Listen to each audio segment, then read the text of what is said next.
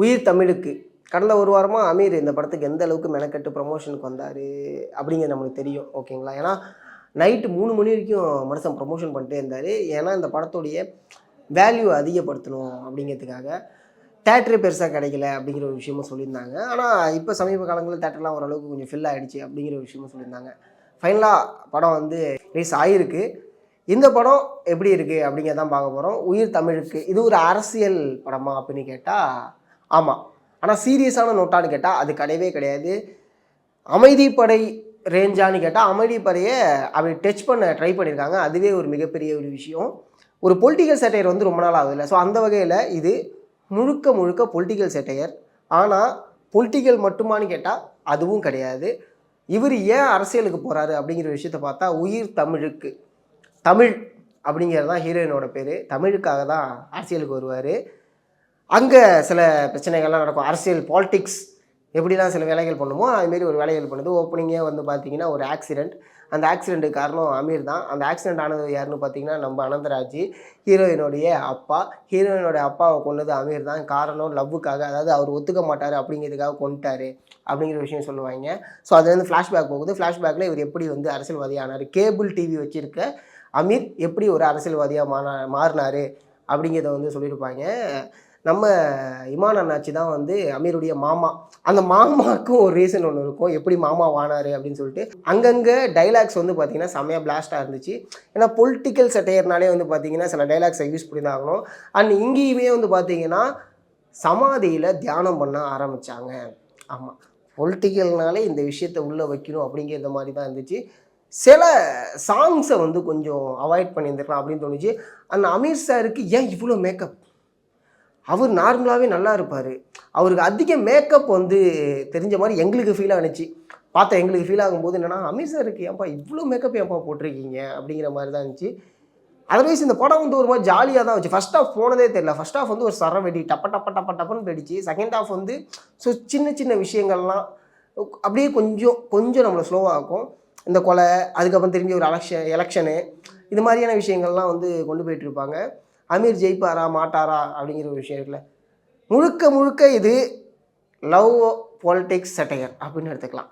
Okay, வெறும் politics, அதாவது வெறும் அரசியல் படமாக இருக்கவே இருக்காது. காதலும் அரசியலும் சேர்ந்த ஒரு படம் தான் உயிர் தமிழுக்கு. பொலிட்டிக்கல் சட்டையர் பிடிக்கும் அப்படின்னா டெஃபினட்டாக போய் பார்க்கலாம்.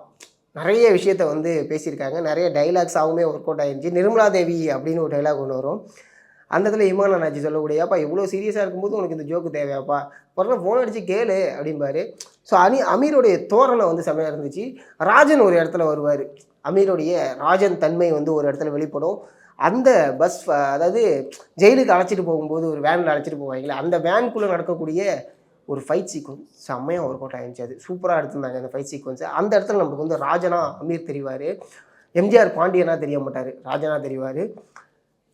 இது டைரக்டருக்கு ஒரு பெஸ்ட் படமான்னு கேட்டால் டெஃபினட்டாக ஒரு பெஸ்ட்டு படம் தான். ஆதம் பாவாவுக்கு ஒரு பெஸ்ட்டு படம் தான். இதுக்கு முன்னாடி வந்து நமக்கு தெரியும் ஆன்டி இந்தியில் வந்து ப்ரொடியூஸ் பண்ணியிருந்தார். டைரக்டராக இந்த படம் பண்ணியிருக்காரு. அப்படிங்கும்போது அவராட்டி என்ன முடியுமோ, எந்த அளவுக்கு அவர்கிட்ட பட்ஜெட் இருக்கோ அங்கங்கே சில காம்ப்ரமைஸ் பண்ணியிருக்காரு. ஆனால் கரெக்டாக கன்வே பண்ணியிருக்காரு அப்படின்னே சொல்லலாம். இந்த படம் ஹீரோயினுக்கு ஒர்க் அவுட் ஆனிச்சான்னு கேட்டால் அரசியல்வாதி பொண்ணா இல்லை ஒரு டாக்டரா அப்படிங்கிற ஒரு கன்ஃபியூஷன் இருந்துச்சு. இன்னும் கொஞ்சம் சேட்டைகள்லாம் பண்ணியிருந்துருக்கலாமோ அப்படின்னு இருந்துச்சு. எனக்கு தெரிஞ்சு ஃபஸ்ட் ஹாஃபுக்கும் செகண்ட் ஹாஃபுக்கும் அந்த, அதாவது என்னென்னா, ஃபஸ்ட்டு ஒரு எலெக்ஷன் நடக்கும், அதுக்கப்புறம் அவங்க அப்பா இறந்துருவார், அதுக்கப்புறம் ஒரு எலெக்ஷன் நடக்கும். அது வந்து ஒரு பெரிய கேப் இல்லை. ஸோ அந்த கேப்பை காமிக்கணுங்கிறதுக்காகவே வெயிட் அதிகமாக போட்டாங்க போல் ஹீரோயின். ஸோ அந்த ஒரு விஷயமே வந்து பார்த்திங்கன்னா ஸ்க்ரீனில் தெரிஞ்சிச்சு. ஆனால் அமீர் மட்டும் அதேமாரியே இருந்தார். அமீருடைய நடிப்பை பற்றி சொல்லணும் அப்படின்னா, கோவப்படும் போது செமையாக ஒர்க் அவுட் ஆகிருந்துச்சு. காமெடி பண்ணும்போது, அதாவது கலாய்க்கும் போது செமையாக ஒர்க் அவுட் ஆகிருந்துச்சு. ரொமான்ஸ் அங்கங்கே கொஞ்சம் மிஸ் ஆகிடுச்சு அப்படின்னு கூட எடுத்துக்கலாம்.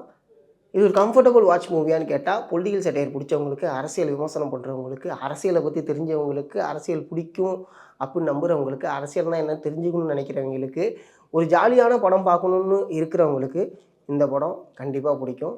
ஸோ இந்த படத்தை தேட்டரில் போய் பார்க்கலாம். ஏன்னா இது தேட்டர் ஆடியன்ஸுக்கான ஒரு படம் தான்.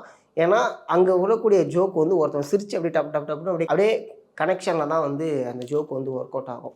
ஸோ அந்த வகையில் நாங்கள் பார்க்கும்போது அப்படி தான் ஒருத்தன் சிரிக்க ஆரம்பிச்சபோது டப்பன்னு அப்படியே எல்லாருமே சிரிக்க ஆரம்பிச்சிட்டாங்க சில ஜோக்ஸுக்கெல்லாம். ஸோ அது மாதிரியான விஷயங்கள்லாம் அந்த படத்தில் நிறையாவே இருக்குது. சாங்ஸ் தான் என்னை பொறுத்த வரைக்கும் சில இடத்துல வந்திருக்க வேணாம்னா அது அப்படியே ஒரு மாதிரி எங்களை கொண்டு போயிட்டு இருக்கும்போது ஒரு சாங் போட்டது அப்படின்னு எழுத ஆரம்பிச்சிட்டாங்க சில பேர். ஸோ அந்த ஒரு விஷயத்தை ஒன்றையும் அவாய்ட் பண்ணியிருந்துருக்கலாம். ஓவராலாக ஒரு நல்ல படமானு கேட்டால் கண்டிப்பாக நல்ல படம் தான். ஸோ மறக்காமல் போய் தேட்டரில் பாருங்கள். Thank you so much.